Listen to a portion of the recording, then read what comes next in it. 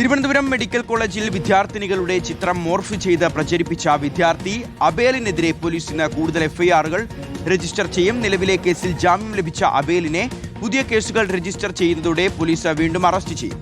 കൂടുതൽ വിദ്യാർത്ഥികളിൽ നിന്ന് പോലീസ് ഇന്ന് മൊഴിയെടുക്കും. ഓരോ പരാതിയിലും പ്രത്യേകം എഫ്ഐആർ ഇടാമെന്ന് ഉറപ്പ് നൽകിയതിനെ തുടർന്നാണ് ഇന്നലെ രാത്രി വൈകിയും തുടർന്ന് പോലീസ് സ്റ്റേഷൻ ഉപരോധം വിദ്യാർത്ഥികൾ അവസാനിപ്പിച്ചത്. MG പ്രതീഷ് ഉണ്ട് വിശദാംശങ്ങൾ നൽകാൻ. പ്രതീഷ്, ഇന്നലെ രാത്രി വൈകിയും വലിയ പ്രതിഷേധമാണ് വിദ്യാർത്ഥികൾ പോലീസ് സ്റ്റേഷന് മുന്നിൽ നടത്തിയത്. ഓരോരുത്തരുടെയും പരാതി കേട്ട് അതിൽ എഫ്ഐആർ രജിസ്റ്റർ ചെയ്യണമെന്നുള്ളതായിരുന്നു ആവശ്യം. ഒടുവിൽ പോലീസ് അത് ഉറപ്പ് നൽകിയതിനു ശേഷമാണ് അവർ അവിടെ നിന്ന് പിരിഞ്ഞു പോകാൻ തയ്യാറാവുകയും ചെയ്തത്. ഇനി എന്താണ് നീക്കം പോലീസിന്റെ?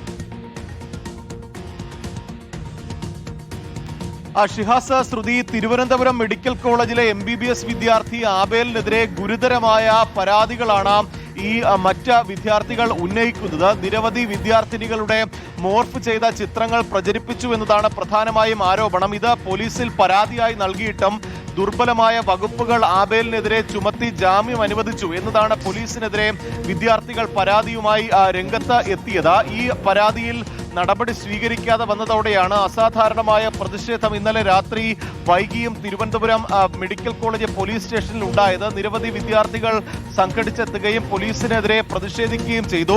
ഈ ദുർബലമായ വകുപ്പുകൾ ഒഴിവാക്കി ശക്തമായ വകുപ്പുകൾ ചുമത്തണമെന്നും ഓരോ പെൺകുട്ടിയും നൽകിയ പരാതികളിൽ പ്രത്യേകം കേസെടുക്കണമെന്നുമായിരുന്നു വിദ്യാർത്ഥികളുടെ ആവശ്യം. ആദ്യഘട്ടത്തിൽ അതിന് പോലീസ് തയ്യാറായില്ല. പിന്നീട് SFI ഉൾപ്പെടെയുള്ള ആളുകൾ ഈ മെഡിക്കൽ കോളേജ് സ്റ്റേഷനിലേക്ക് എത്തിയതോടുകൂടിയാണ് സ്ഥിതി സംഘർഷ സാഹചര്യത്തിലേക്ക് പോയത്. പിന്നീട് ഉന്നത ഉദ്യോഗസ്ഥരെത്തിയാണ് വിദ്യാർത്ഥികൾക്ക് അവരുടെ ആവശ്യങ്ങൾ അംഗീകരിക്കുമെന്ന് ഉറപ്പ് നൽകിയത്. ഇന്ന് ഈ ഓരോ പരാതികളിലും പുതിയ കേസുകൾ രജിസ്റ്റർ ചെയ്യുമെന്നതാണ് മനസ്സിലാക്കാൻ കഴിയുന്നത്. അങ്ങനെയെങ്കിൽ വൈകാതെ ആബേലിന്റെ അറസ്റ്റ് ഉൾപ്പെടെ വീണ്ടും ഉണ്ടാകുമെന്നതാണ് നമുക്ക് മനസ്സിലാക്കാൻ കഴിയുന്നത്. MG പ്രതീഷാണ് വിശദാംശങ്ങൾ നൽകിയത്.